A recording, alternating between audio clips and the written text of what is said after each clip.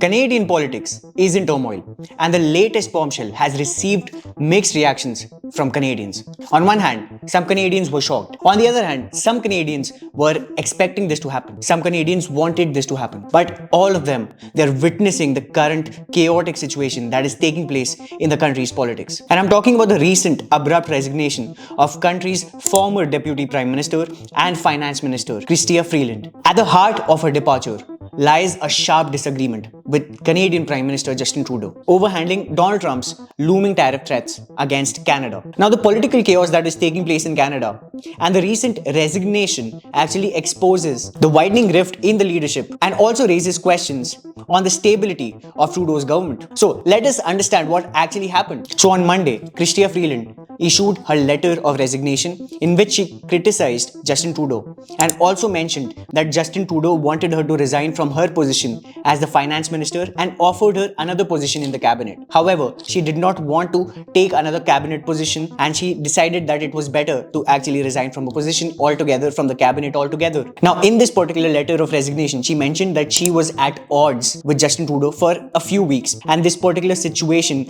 Donald Trump's possible tariffs, once he comes into power, actually aggravated the disagreement between her and the Canadian PM. Now, Freeland mentioned in her letter of resignation that in order for Canada to be better prepared for Trump's possible tariff plans, Canada needs to basically get rid of the political gimmicks.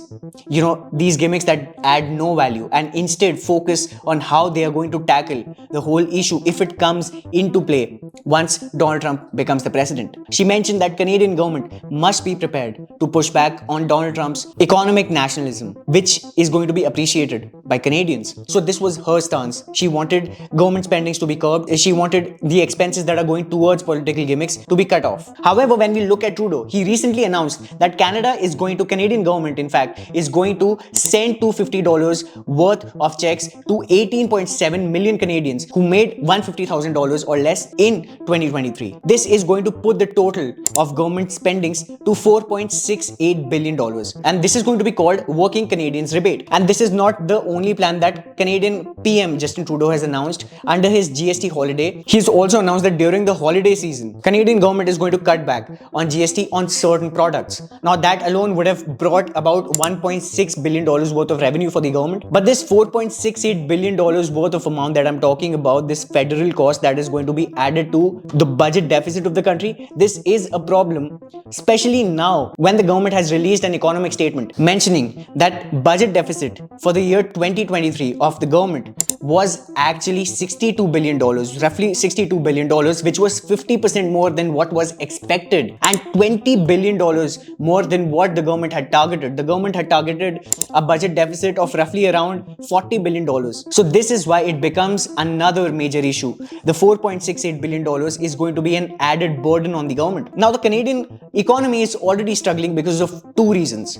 One is the housing crisis and the other one is immigration. Now, both of these issues, they're intertwined, and these are the major two issues that Justin Trudeau's government has not been able to find a possible solution to at this point of time, which is why Justin Trudeau's approval ratings, they've gone to an all-time low of 28%. Now, 28% approval ratings, that puts Justin Trudeau's approval ratings as one of the lowest approval ratings of any leader in the world. This is how unpopular Justin Trudeau has become in Canada. Now, I've talked more about why Justin Trudeau has become unpopular in Canada and the struggles of the Canadian economy in this video here. If you're interested in watching that video, please click the link in the description. So the final nail in the coffin was hit when Donald Trump announced that he's going to put a 25% tariff on Canada on day one of his presidency. Now, the threat was so serious that it made Justin Trudeau not only call Donald Trump right after the statement was made public, but also made him fly out to Mar-a-Lago to have dinner with Donald Trump.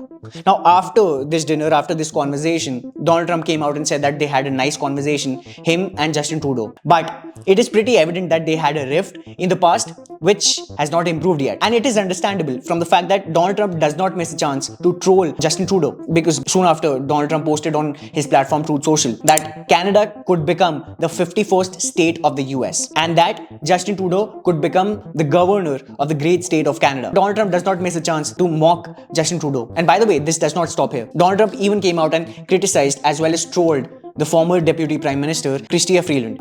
Right after her resignation, he called her behavior toxic, which had not been conducive towards making good decisions for the Canadian citizens. Now, I've talked more about Donald Trump's tariffs in this video here. So if you're interested, you can click the link in the description to watch that video. Now, Freeland's resignation has put even more pressure on Justin Trudeau regarding his resignation, because before this incident happened, obviously he was, getting pressurized from the other side, from the opposition, to basically resign as the Prime Minister. But now he's being pressurized by his own party members to resign. Now, when we talk about his alliances, Jagmeet Singh of the NDP, the leader of the New Democratic Party, he came out and said that Justin Trudeau needs to go, Justin Trudeau needs to resign, and that he's going to raise a no confidence motion in the parliament once it reopens in January. And if that no confidence vote gets passed in the Parliament of Canada, then Justin Trudeau will be gone as the Prime Minister. That could trigger early elections in Canada next year. Now, Canada is anyway due for elections next year in about 10 months time from now, October 2025. And Justin Trudeau has only been able to survive for this long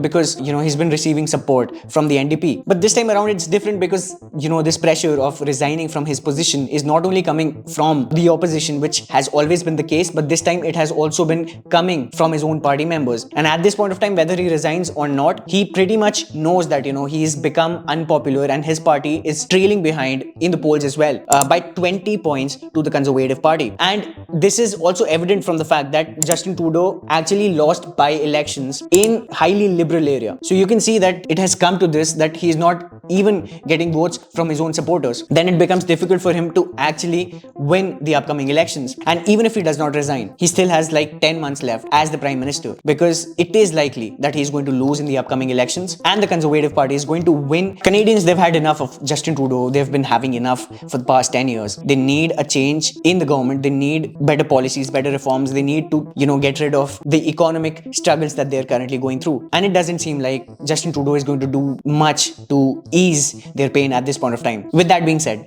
do you think that Justin Trudeau is going to resign in the upcoming months? Let me know what you think in the comments below. If you found this video valuable, please share this video with your friends and family. And please subscribe to our channel. Thank you for watching this video and have a great day.